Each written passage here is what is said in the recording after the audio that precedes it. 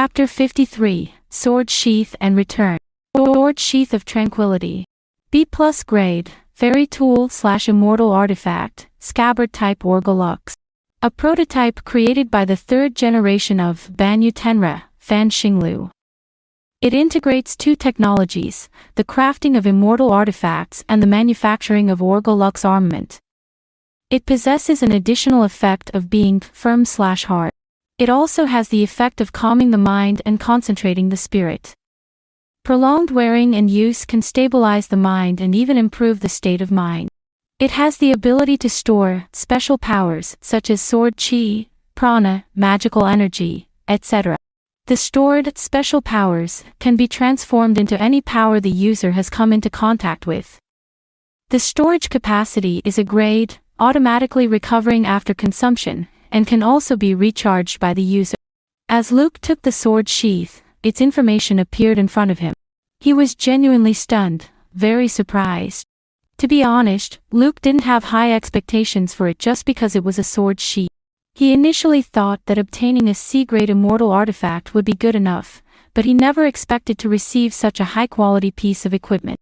No, it's not just high quality, it's practically tailor-made for Luke. Despite being a B+ grade equipment, the Sword Sheath of Tranquility has only 3 effects. However, these 3 effects are precisely what Luke currently needs the most. The additional attribute of firmness/hardness effectively solves the issue of Servaresta being unable to unsheath. As long as Luke doesn't intentionally use full force to unleash the black flame and damage the Sword Sheath of Tranquility, it won't be prone to damage. The efficacy of calming the mind and concentrating the spirit addresses Luke's most significant concern, allowing him to exert full force without any reservations. The ability to store special powers further solves the problem of the black flame of Servaresta not being sustainable. Luke's prana reserves may not be huge but aren't small either, but once Servaresta activates the black flame, the consumption of prana becomes extremely significant.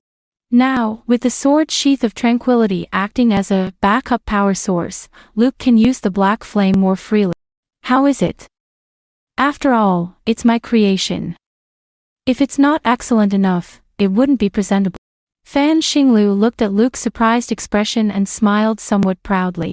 Although it's a prototype, it took some real effort since it was a gift for her proud disciple. Perfect beyond imagination. Thank you, Master.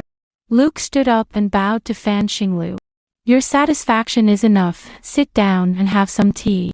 Fan Xinglu waved her hand, indicating that there was no need for excessive formality.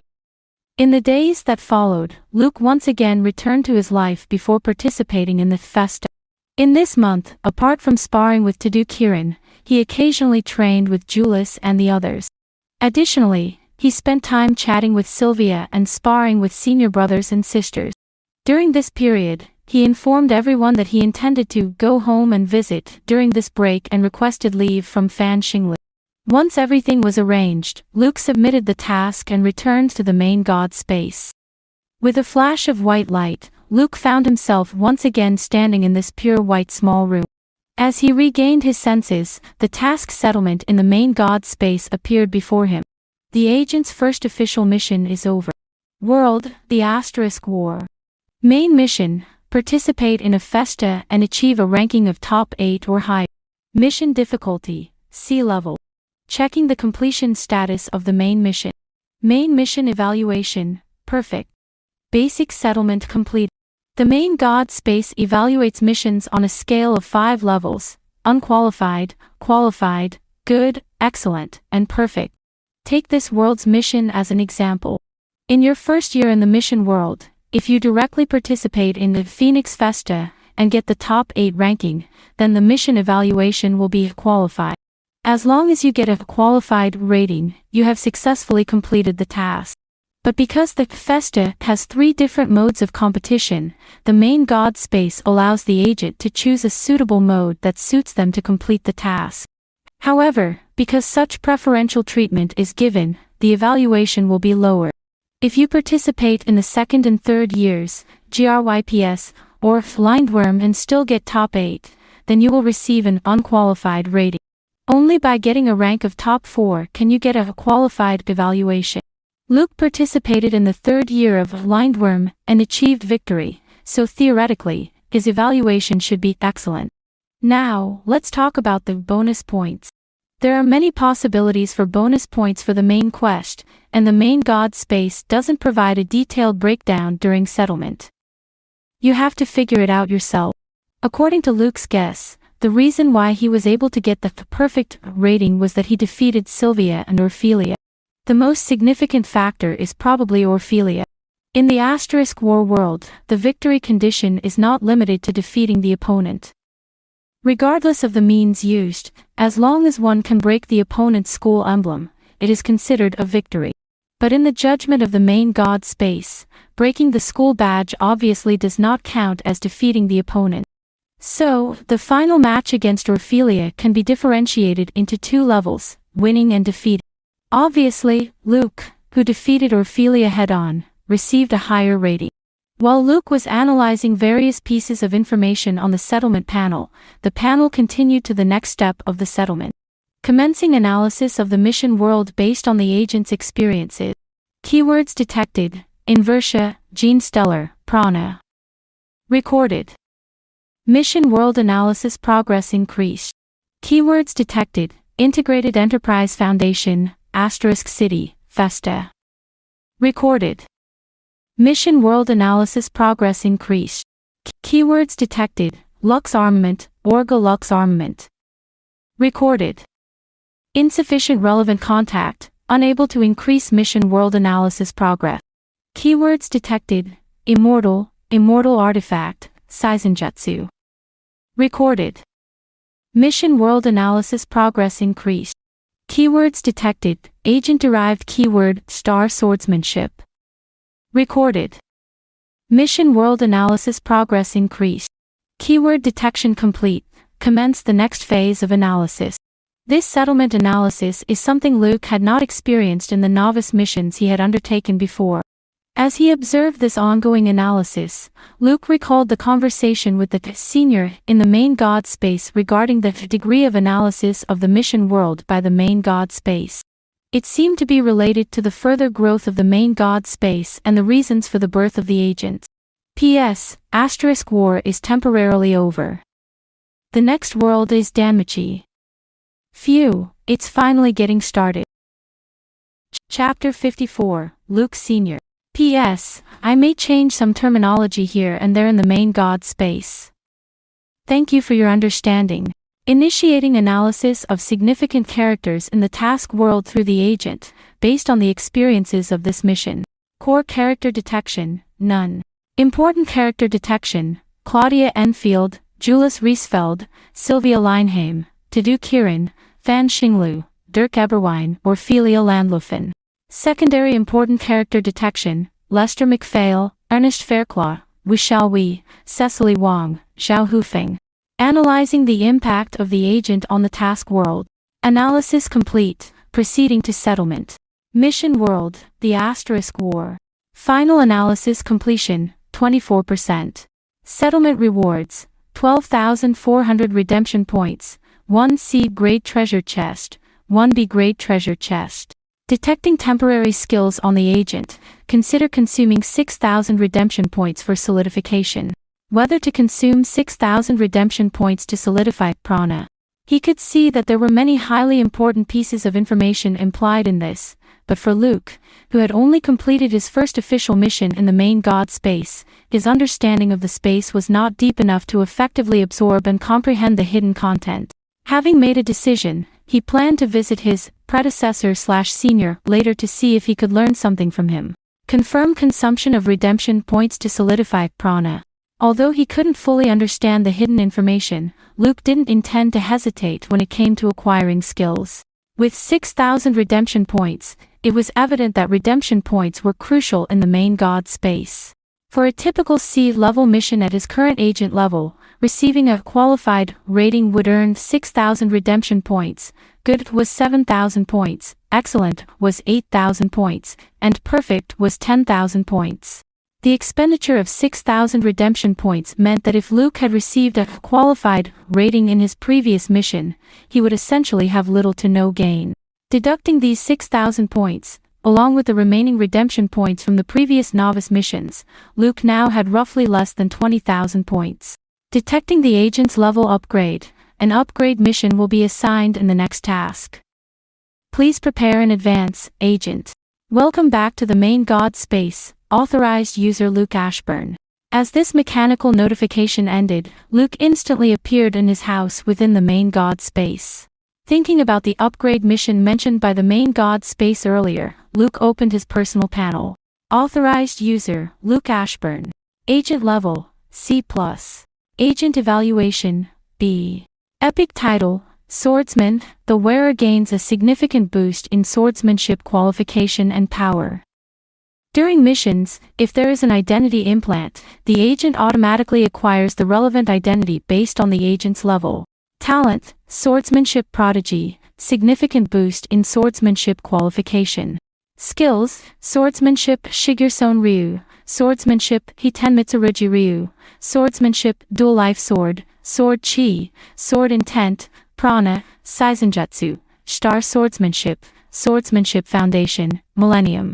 Equipment, Tachi/Katana Shimizu, D grade, Reverse Blade Sword Soul Nourishing, C grade, Portable Pocket, D grade, Portable Computer, D grade, Katana Type Lux, D+ grade, Scabbard Type Lux, D+ grade, Orga Lux Serveresta, B+ grade, Sword Sheath of Tranquility, B+ grade. Compared to before the mission started, Luke has undergone a tremendous transformation. However, he notices the newly added element of agent evaluation. In the main god space, many functions and facilities, including transactions, are graded according to the agent's level. For example, a C-level agent in the training grounds can only access functions within the C-level permission range. Agent levels, starting from B level, don't automatically increase with strength. Agents need to undertake additional missions, passing tests to progress. The newly added agent evaluation likely represents the current strength of the agent. It's important to note that as an authorized user, Luke has the privilege of using additional temporary permissions by consuming extra redemption points, allowing him to acquire a temporary permission of a higher level. Closing his personal panel, Luke opens the door, preparing to seek out his senior. His destination is the rest area, situated in the opposite direction of the trading and facility areas, a well-known bar within the Adventurers Club. Adventurers Club. Speaking of which, for this mission, wasn't it led by Fix? How was the harvest? A sturdy man, fitting the description of a tall and robust, sat inside the bar. While celebrating the successful completion of the mission with his subordinates by drinking alcohol, he discussed the gains in the mission world with some key members of his team. Fix, who appeared to be around 20 years old, led the other side of the mission. I got nothing on my end. No useful items, not even any useful intelligence. Fix tightened the long spear behind him and reported with some frustration to his team leader. He was genuinely frustrated. Being an elite member within the team, in situations where the main mission required the team leader and a few vice leaders to act simultaneously, there were not many qualified members to lead exploration tasks. As a member leading such expeditions, his gains were always meager, and there were times when he ended up with nothing. Well, Captain, stop picking on Fix. Everyone knows it's always like this for him. Even if there's just one useless route in the exploration path, he can accurately target it. Sitting on the left side of the captain, a middle-aged man dressed as a mage tapped the captain's head with his staff. The sturdy man referred to as the captain scratched the spot on his head that had been tapped, looking somewhat embarrassed as he said, "Hey, I really wasn't picking on him. I was just asking casually, why hit me?" While the team was celebrating, Luke walked in through the bar's entrance. "Senior is indeed here. It looks like you guys had a good harvest this time, being able to treat the entire team to drinks at the bar." The first person Luke noticed upon entering was the middle-aged man dressed as a mage. Seeing Luke, he initially showed joy on his face, but then as if he remembered something, he silently winked at Luke. Luke also understood it immediately and said the above sentence. The sturdy man who heard Luke's voice, initially with a delighted expression ready to greet him, but when he clearly heard what Luke said, his face immediately turned pale, hastily preparing to explain. However, the middle-aged mage preemptively spoke, saying, "Did everyone hear that? This time, the expenses are covered by the captain." "Yeah. Long live the captain." A tremendous cheer erupted in the bar. Chapter 55, Information. Is this your first official mission? Captain Yas wore a look of profound sorrow. Luke sat down next to the table, exchanged greetings with a few familiar faces, and replied, "Yes, just completed it. I had some questions, so I came straight to find you." "I see. Your first official mission, huh? I probably have an idea of what you want to ask." Upon hearing that Luke came to discuss serious matters, Yas put away his pained expression. "Well then, the perks for newcomers have passed. You're aware of the rules, right?" "Of course." Luke opened the trading function and exchanged the bonus he had received from a certain vice captain. Yas looked at the amount of redemption points, considered Luke's current situation for a moment, and nodded in acceptance. "Since we're acquaintances, I won't ask too much from you." Yas scratched his head, suppressed the slight feeling of being deceived that arose in his heart, and prepared to give Luke a brief overview. "Let's start with you. Can you tell me about the progress of analysis of the world in this mission? Do you mind telling me the percentage?" 24%, Luke had nothing to hide. After all, he also wanted to know the significance of this value, whether it was too much or too little. However, the 24% figure surprised Yas, not because it was too much, but because it was too little. The analysis progress of the mission world refers to the main god space's understanding of the mission world through the agent. Once the analysis progress of a mission world reaches 75% or more, the agent can receive the reward. At the same time, the main god space comprehends and absorbs parameters such as the composition, rules, and development of the mission world to optimize and strengthen itself. Typically, an ordinary agent needs 3 missions to reach 75% or more in analysis progress, with the first mission often yielding the most progress. Under normal circumstances, the analysis progress for the first mission should be around 40%, making Luke's 24% quite low. At this point, the middle-aged mage beside them, who was also one of the vice captains named Robert, reminded Yas of another possibility. "Captain, you forgot, Luke might be undertaking a pre-plot mission." "Ah, that's right. If he hasn't had much interaction with the protagonist and the antagonist, this analysis progress is reasonable. According to the current analysis of agents in the main god space, the protagonist and the antagonist collectively account for at least 60% of the progress in world analysis. They can be considered the core elements of the entire world. As for how the analysis progress increases, there isn't overly detailed information. The only confirmed method is through contact. Whether it's getting along friendly or exchanging harsh words, as long as you come into contact with the so-called plot characters, the analysis progress will increase. After listening to Yas's explanation, Luke gained some understanding of the settlement panel at that time. However, after hearing the explanation, he looked at the massive team in the bar and felt a bit distracted. The bar, named Adventurer Enthusiast Club or simply Adventurers Club, was different from bars in ordinary worlds. Its interior space was exceptionally vast. This was also the reason why Yas and his team often appeared in this bar.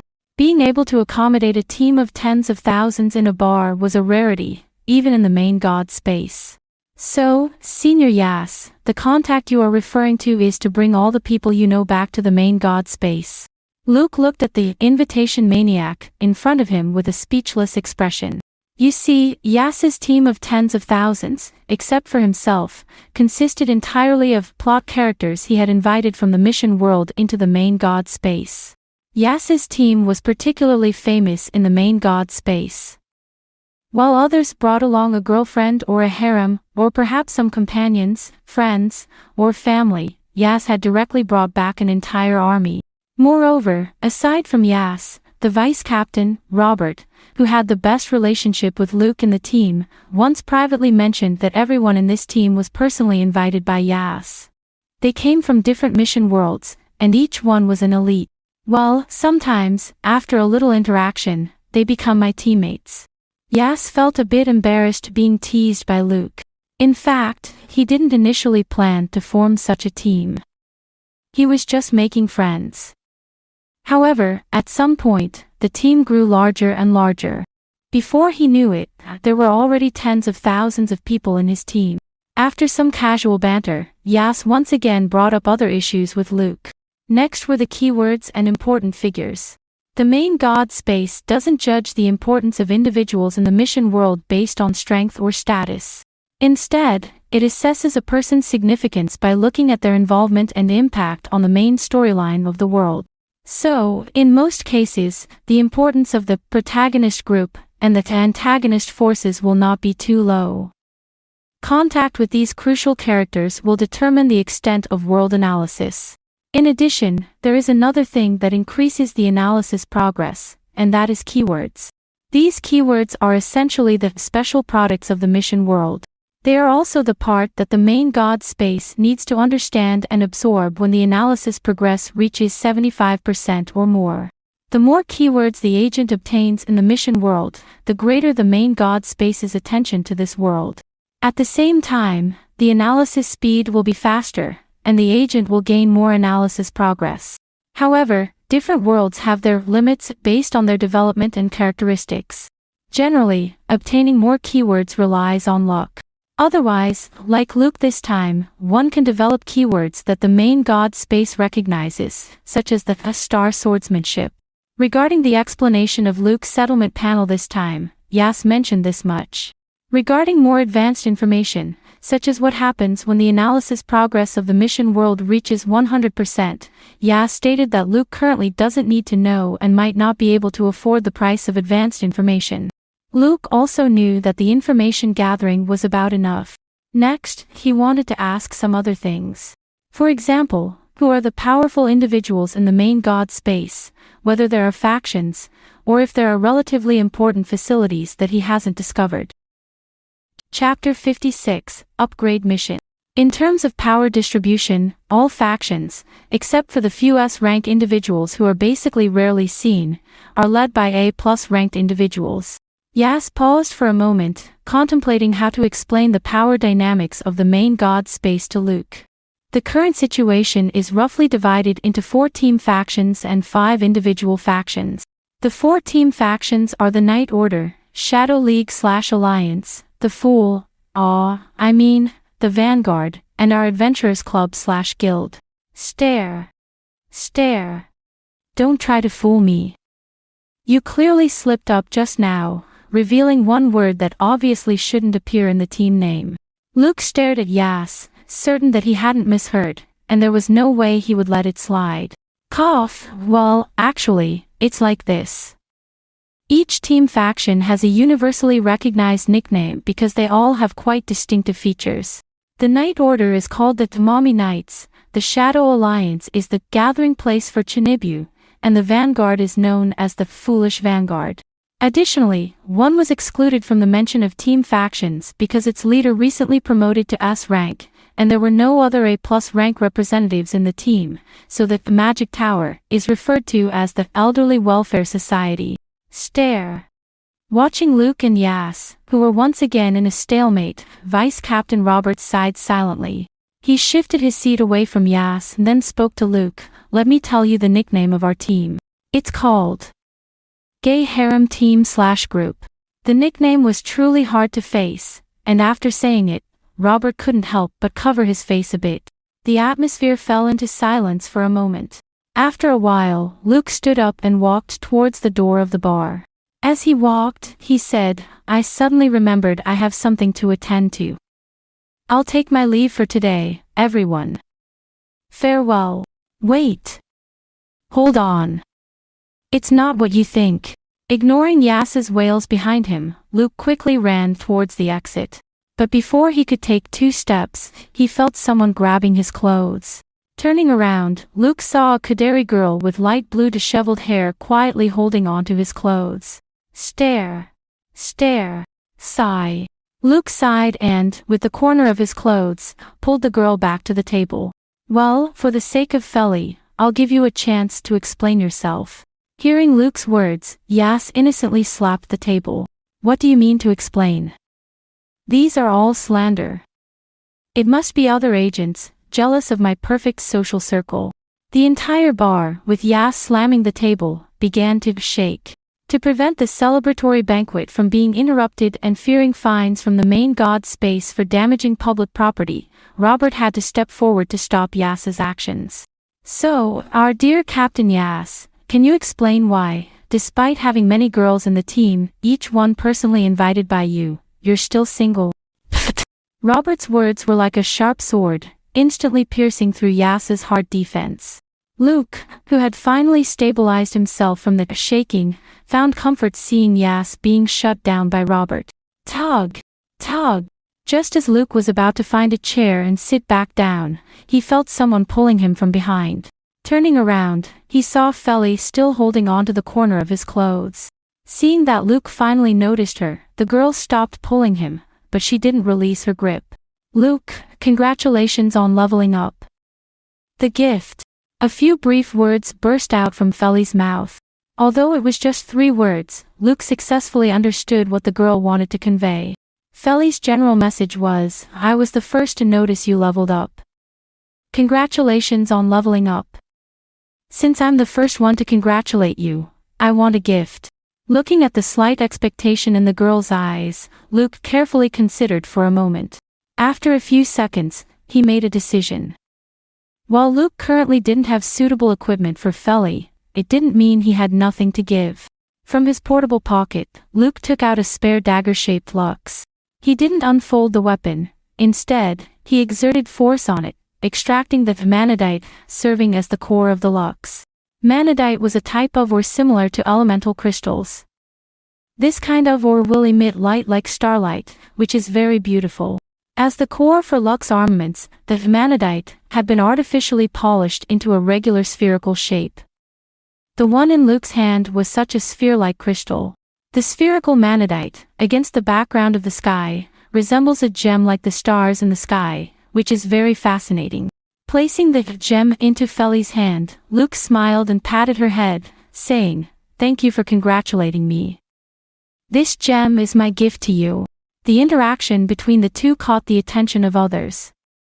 After understanding their exchange, Yas couldn't sit still. Wait, leveling up.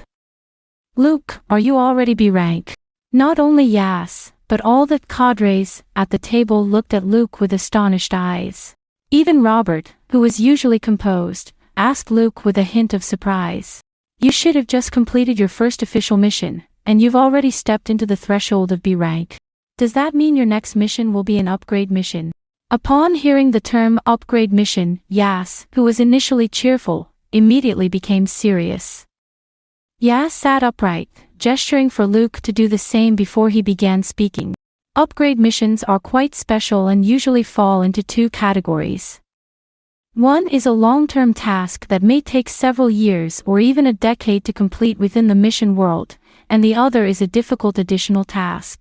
The first situation is okay, but it will waste more time. But if it's the other type, you need to be fully prepared. At this point, Yas picked up his wine glass, took a deep sip, and continued. In the majority of cases in the main god space, death doesn't occur during missions. The relationship between the main god space and the agents is mutually beneficial. Any problem for one party is not good for the other. However, there are a few exceptions. After all, without experiencing the baptism of death, one can never become truly powerful. And an upgrade mission is one of those exceptions. Chapter 57, Treasure Chest. For the main god, space and time are meaningless. It doesn't care how long you spend on a mission or how long it takes for you to successfully level up. But for us, the agents specifically selected by the main god, very few engage in underhanded tactics. The vast majority, or I should say most agents who die, perish due to their own choices and inadequate abilities. Yas's tone was a bit heavy, completely different from Luke's impression of him. I don't intend to stop you from leveling up because I don't have the authority to make choices on your behalf. But I hope you remember that failure is not frightening. There's no need to sacrifice your life for a momentary competition. Yas looks at Luke with sincerity, hoping his message gets across. However, he doesn't wait for Luke's response. As he mentioned, he doesn't intend to make choices for Luke. If Luke can take his words to heart, that's enough.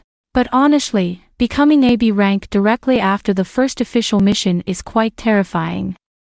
Hey, Clea, who was the last person to do this? Referred to as Clea, she is a woman with long, black, flowing hair. She pushes up the glasses on her face and responds in a calm tone, anyone who has reached B rank in the first mission and successfully completed the upgrade mission in the second, as long as they haven't died, without exception, all become S rank. As she spoke, she flipped through the thick book she had been holding in her hands, and a soft glow flashed and disappeared. The most recent one should be the zoo, currently challenging the ladder. The ladder is a significant facility accessible to agents once they reach B rank. Strong individuals who ascend the ladder can receive corresponding rewards based on their rankings after each mission. Due to the main God space's mechanism for selecting agents, where factors such as thoughts, character, and inner qualities play a major role, many agents don't possess exceptionally outstanding talents.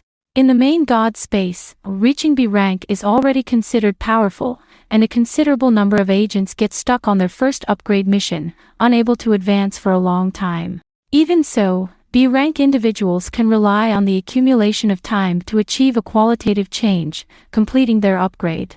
Some exceptional cases exist for a rank individual succeeding through this method, emphasizing the idea that time holds little meaning in the main God space. The only difference is the S rank. Once you advance to S rank, you will receive a summon from the main God space. This summon is voluntary, and you can choose whether or not to accept it. If you choose not to accept, the main God space won't restrict your strength growth. However, your authority won't be promoted to S rank, and your agent level will forever remain at A+, until you finally accept the summon. If you accept the summon, your authority will be elevated to S rank, and the mission duration will be entirely different from agents of other levels. This is also why the Magic Tower was excluded from the top-tier team forces due to its leader's promotion. Their leader is no longer able to continue leading them in missions.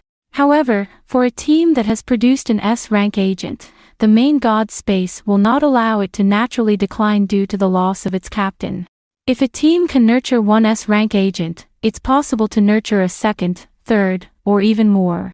So, facing such a team, the main God space provides additional privileges, including an increase in mission rewards, +1 level in team permissions, optimization of the probability in random rewards, and more.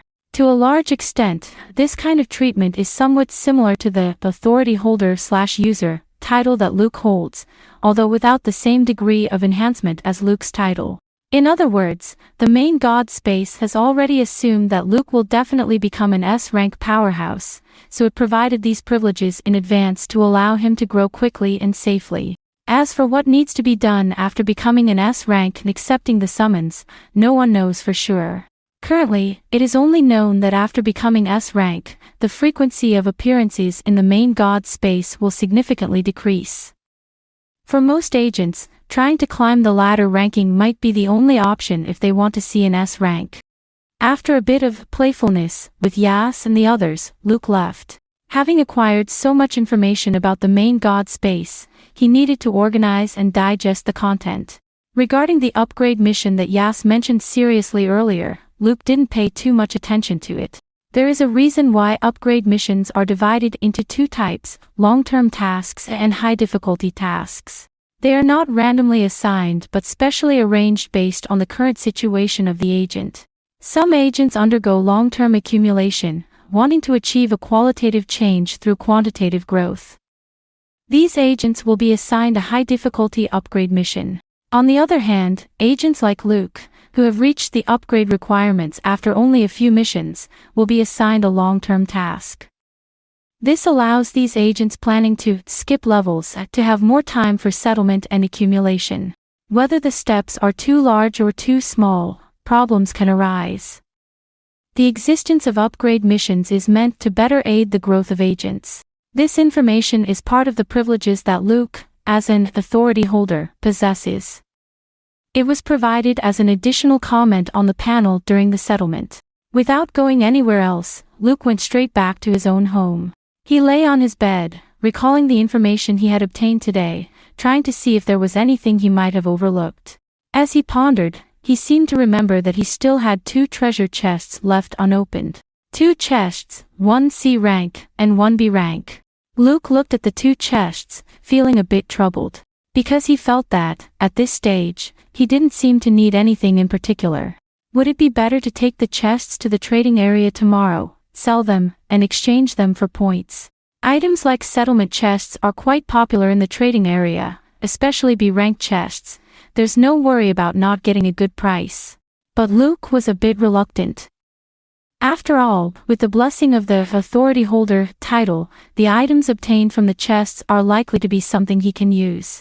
After much contemplation, Luke ultimately decided to open the treasure chests.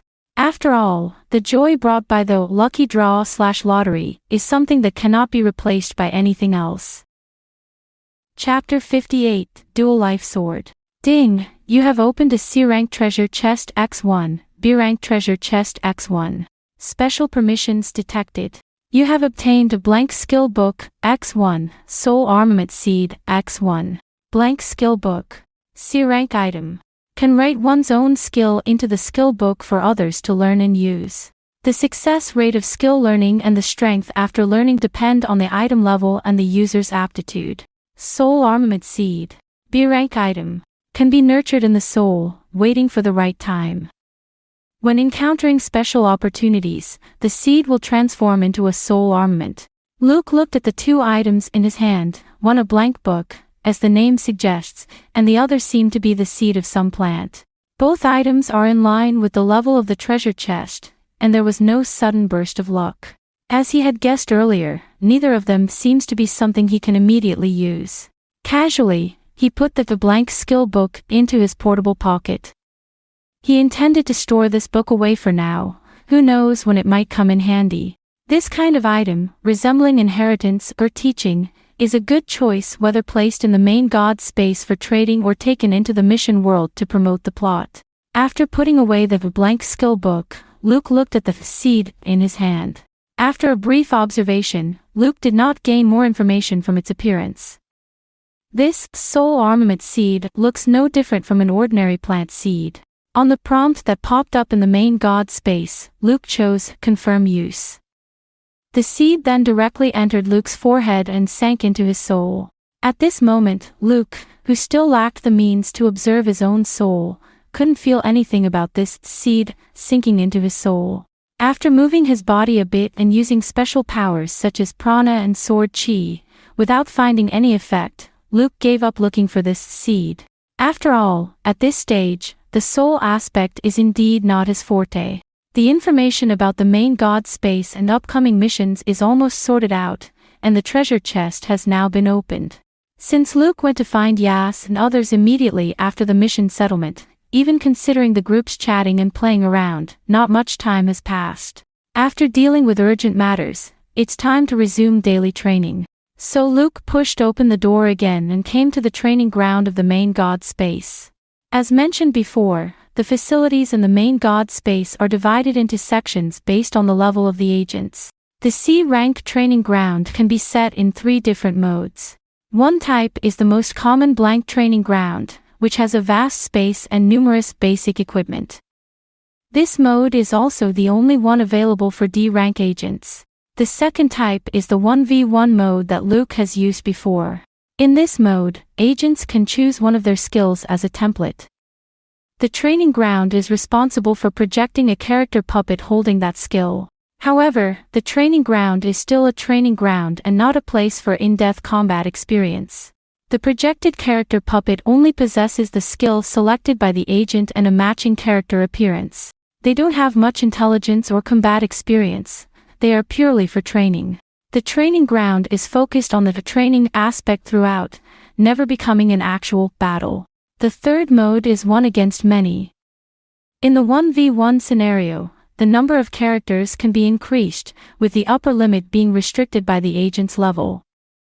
For C rank, the maximum is 10 characters. These are the 3 modes that the C rank training ground can offer. Since Luke has not yet completed the upgrade task, even with B rank strength, he can only access the functionalities of the C rank training ground. However, for him, the functionalities of the C rank are already sufficient. Luke uses the training ground at most for daily exercises and maintaining the proficiency of his swordsmanship to prevent his skills from getting rusty. If he really needs to engage in a battle, the puppets in the training ground, lacking combat intelligence and experience, can't provide any help.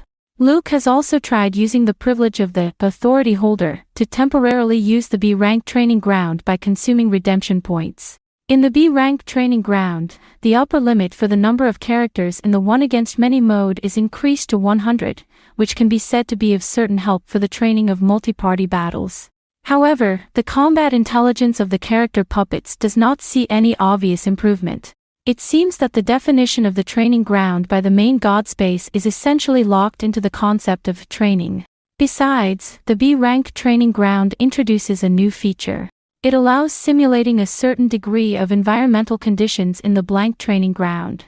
Of course, there are restrictions to the simulation. For instance, you can simulate high-temperature environments but not lava. You can simulate low-temperature environments but not glaciers. Perhaps at higher levels, the upper limit of environmental simulation will also increase accordingly. The most useful feature for Luke is the simulation of gravity environments with an upper limit of 2 times.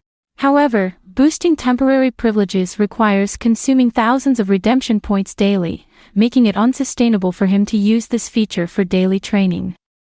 He can only occasionally experience it, this time returning to the main god space. Unlike the previous time, Luke has a full 15 days of rest time.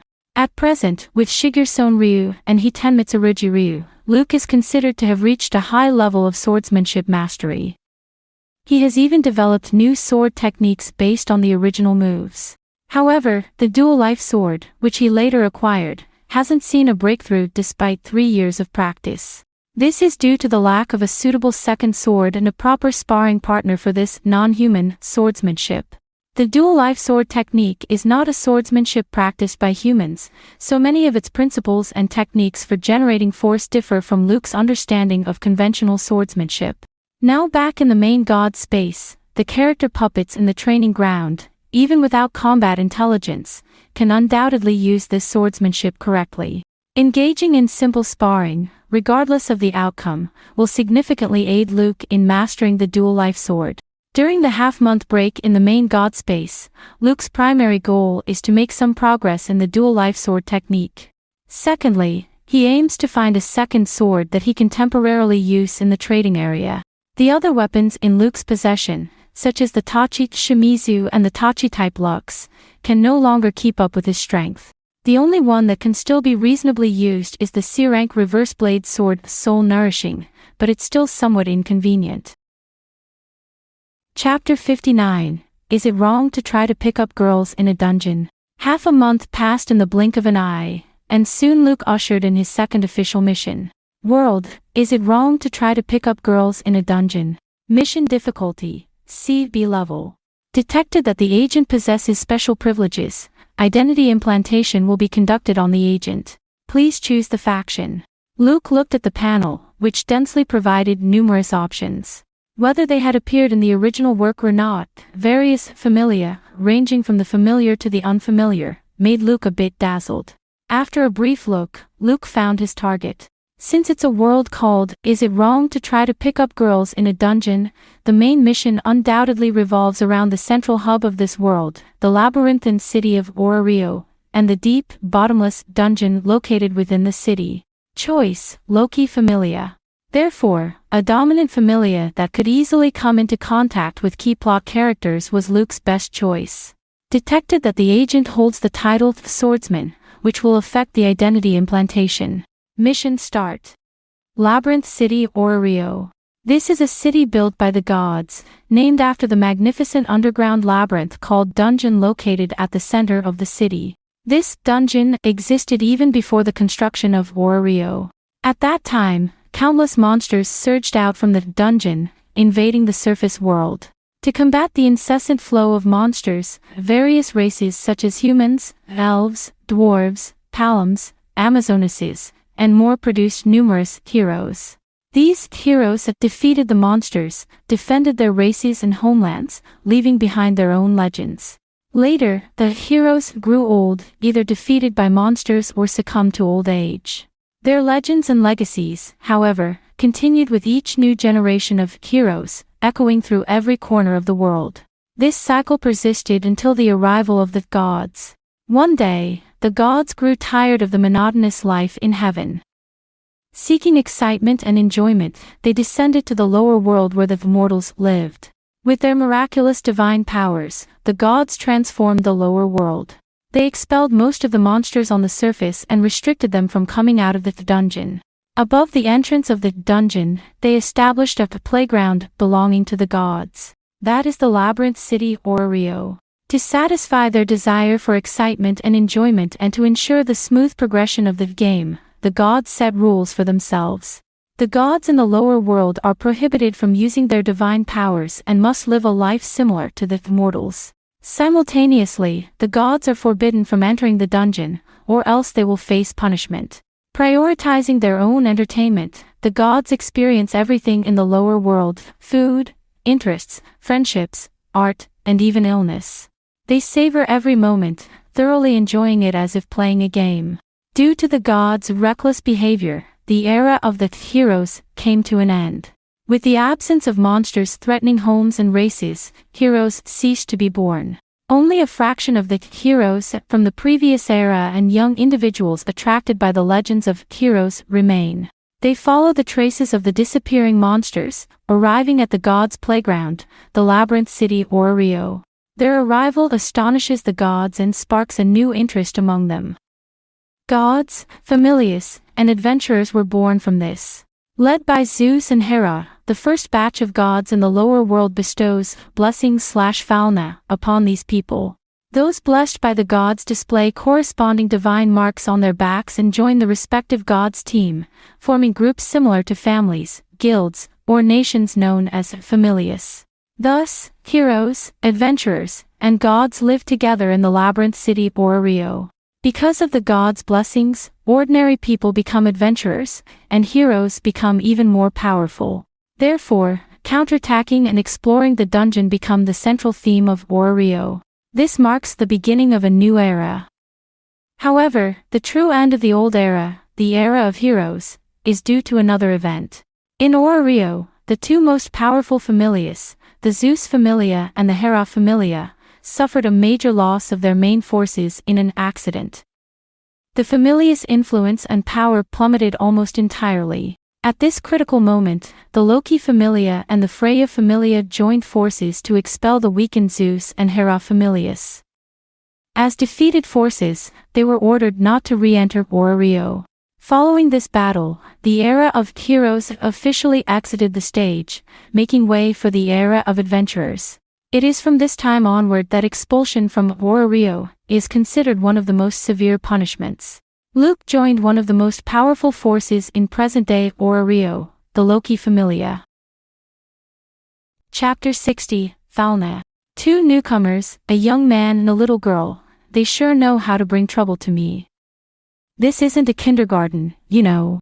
Inside a room that resembled a meeting room, Luke and another blonde loli were sitting on chairs at the center of the room. Across from them was a woman with short red ponytail hair, and the complaints from a moment ago came from her. Oh, heroes and spirits, I really don't know if it's a good thing or a bad thing. After Loki grumbled a bit, she finally shifted her attention to the two individuals currently undergoing an interview. She first glanced at the blonde loli and then focused her attention on Luke. Let's start with you. Before officially joining Loki Familia, I have a question for you. Similar to the apprenticeship test Luke faced back in Asterisk City, Loki, at present, didn't intend to simply agree to Luke joining the Loki Familia. Much like the previous apprenticeship test, this question wouldn't determine whether Luke could join the Loki Familia, but would decide his future position within the Familia and the level of trust he would receive. Why did you choose our Loki Familia? Listening to Loki's question, Luke carefully considered how to respond. Loki's asking of this question was evidently related to the identity implanted in the main god's space this time. Luke Ashburn. He is an extremely rare hero in the era of adventurers. Before entering Rio, he had exterminated many monsters that remained on the surface. Seemingly possessing not just one but multiple heroic legacies, his mysterious origin and powerful strength have gained admiration from many young individuals outside of Rio. Due to this special identity, he carries titles such as the Living Legend, Remnant of the Old Era, and Beginning of the New Era, which are widely known beyond Rio. Now, he has arrived in the labyrinth city Rio and, among numerous familias, chose the Loki Familia. This is the identity implanted in Luke for this mission by the main god Space. As Luke looked at the identity introduction on the panel, he contemplated how to answer Loki's question because it directly affected the smooth progression of his main storyline tasks. Perhaps sensing Luke's caution, Loki squinted her eyes and warned him, "Hero kid, let me remind you. If you plan on lying in front of the gods, I suggest you think twice." Loki's warning made Luke pause for a moment, then he recalled that indeed such a thing existed. In this world, all gods have the ability to see through people's hearts. The strength of this ability among gods is not uniform, some are stronger than others. Powerful gods can even see the color of a person's soul. Even the weakest gods can easily discern whether someone is lying. In other words, Loki wants to know Luke's true feelings deep down. Why did he choose the Loki Familia? Luke recalled his true thoughts when choosing the faction to join. Perhaps it's because Loki Familia is strong enough. Luke smiled, didn't dwell on it further, and, following his original thoughts, gave his answer. As Luke provided his answer, the blonde lowly sitting next to him, who had been expressionless all along, seemed to glance at him. Loki, on the other hand, was amused by Luke's frank response. "Ha ha ha, kid, I told you not to lie. But you didn't mean to modify your words at all." For many years, Loki had never seen someone directly tell her, "I want to join because your familia is strong." However, she knew that the majority of those joining her familia, regardless of their expressed desires, fundamentally did so because of the strength of Loki Familia. Loki laughed heartily, while Luke and the blonde lowly sitting in the chair looked at Loki's eccentricity with confusion. After enjoying her laughter, Loki walked behind Luke and said, "Take off your clothes." Luke was startled by Loki's words, but in an instant, he understood what Loki wanted to do. However, being a god after all, Loki noticed Luke's instantaneous reaction. She slapped Luke on the back, saying impatiently, "Enough, hurry up. Just because there's a lowly sitting next to you, are you feeling shy?" Loki didn't use much force, so there was no sense of pain. Still, being unexpectedly slapped left Luke feeling a bit frustrated. After silently sighing in his heart, he took off his upper garment, revealing his well-trained upper body. This is a necessary step for God to grant Falna to their familia members. The god, using their blood, engraves their unique divine mark on the back of the familia member. With the imprint of the divine mark, the familia member's ability values will appear on their back. At this point, that person officially becomes a level 1 adventurer. Adventurer is the unified term in the current Rio for individuals engaged in exploring the dungeon. Level 1 adventurers are generally considered rookies who have just become adventurers or useless individuals who have been unable to rank up for a long time. Therefore, level 1 adventurers are also called low-class adventurers, while adventurers level 2 and above are referred to as high-class adventurers. Crossing from level 1 to level 2 is known as the gap and is not something everyone can easily overcome. It requires sufficient talent and potential to have a chance at successful advancement. In Rio, at least half of all adventurers are at level 1. Once an adventurer reaches level 2, their combat capability significantly improves. Additionally, on top of their ability values, they may develop new skills and even learn magic.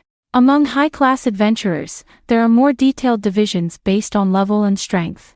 Level 2 belongs to the third-class adventurers, level 3 and level 4 belong to the second-class adventurers, and those level 5 and above are referred to as first-class adventurers. Currently, in Rio, level 5 adventurers are extremely rare, with only a handful of individuals reaching this level. These few individuals are mostly concentrated in the Loki Familia and the Freya Familia. This is why these two familiars are considered the strongest in present-day Rio.